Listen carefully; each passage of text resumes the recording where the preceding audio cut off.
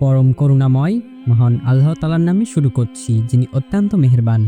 প্রিয় দর্শক, এমন একজন ব্যক্তি যার জন্ম হয়েছে আজ থেকে 1000 বছর আগে, কিন্তু তিনি আজও আমাদের মাঝে জীবিত রয়েছেন। এই ব্যক্তি বিভিন্ন জায়গায় আমাদের সামনে আসেন এবং বিভিন্নভাবে আমাদের দেখা দিয়ে থাকেন। আজকের ভিডিও হলো এই দুনিয়ার সবথেকে রহস্যময় একজন মানুষকে নিয়ে, যার ব্যাপারে আজ অনেকে তালাশ করেন। তার নাম হলো হযরত খিজির আলাইহিস সালাম। খিজির আলাইহিস সালাম কিভাবে এত দীর্ঘ জীবন লাভ করেছেন, এই নিয়ে রয়েছে বিভিন্ন গল্প বা কাহিনী। ইবনে কাসির তার গ্রন্থে লিখেছেন, হযরত আদম আলাইহিস সালাম যখন ওফাতের সময় ঘনিয়ে আসে, তিনি তার সকল সন্তানদের ডেকে বললেন, হে আমার সন্তানেরা, নিশ্চয়ই মহান আল্লাহ তাআলা এই জমিনের ওপর একটি গজব নাজিল করবেন।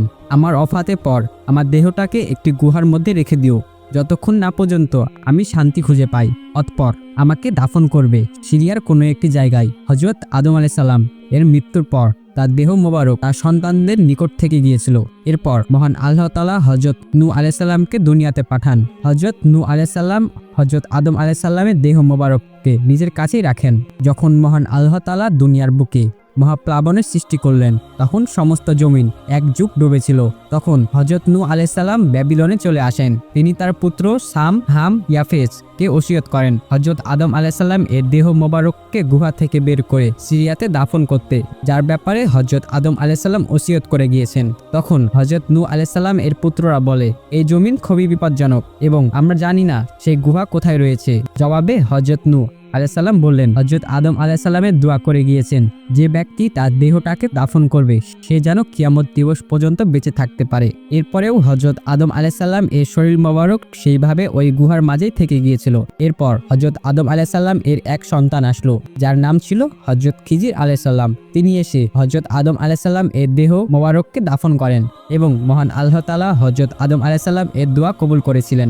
এবং এই কারণেই মহান আল্লাহ তাআলা যতদিন চাইবেন হযরত খিজির আলাইহিস সালাম ততদিন বেঁচে থাকবেন। হযরত খিজির আলাইহিস সালাম এর অপর নাম ছিল আবু ওয়াল আব্বাস। তার পিতার নাম ছিল মালকান। হযরত খিজির আলাইহিস সালাম এর মর্যাদা ছিল, তিনি যেখানে বসতেন তার বরকতে সেই জায়গা এবং তার আশেপাশে প্রচুর ঘাস জন্ম নিত, এবং এই কারণে লোকেরা তাকে খিজির বলে ডাকত।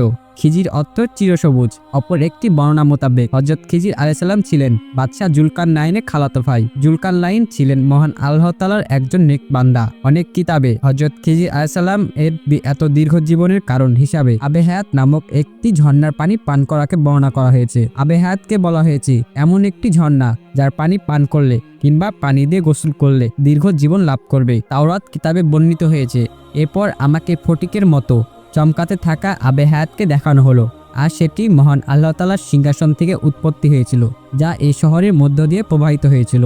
আর সেই আবে হায়াতের পানিতে ছিল দীর্ঘ জীবন পাওয়ার রহস্য। আবে হায়াতের বর্ণনা অনেক দামি কিতাবেও ছিল। সেই সমস্ত বইয়ে 3 জন ব্যক্তির কথা বর্ণিত রয়েছে যারা আবে হায়াত পর্যন্ত পৌঁছাতে পেরেছিল। তারা 3 জন হলেন হযরত ইলিয়াস আলাইহিস সালাম, হযরত জুলকারনাইন এবং হযরত খিজির আলাইহিস সালাম। তাদের মাঝে শুধুমাত্র হযরত ইলিয়াস আলাইহিস সালাম এবং হযরত খিজির আলাইহিস সালাম এই পানি পান করতে সক্ষম হয়েছিলেন।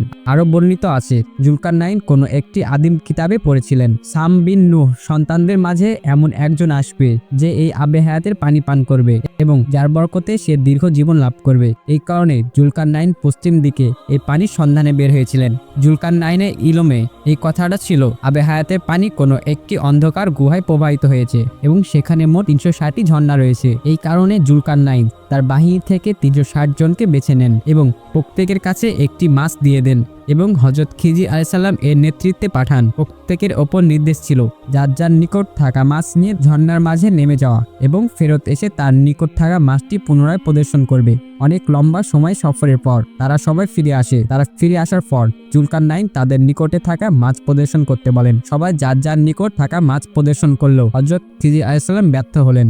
জুলকারনাইন এর কারণ জিজ্ঞাসা করলেন। তিনি বলেন, আমি যখন ঝর্ণার পানিতে নেমেছি আমার হাত থেকে মাছটি ছুটে গিয়েছিল।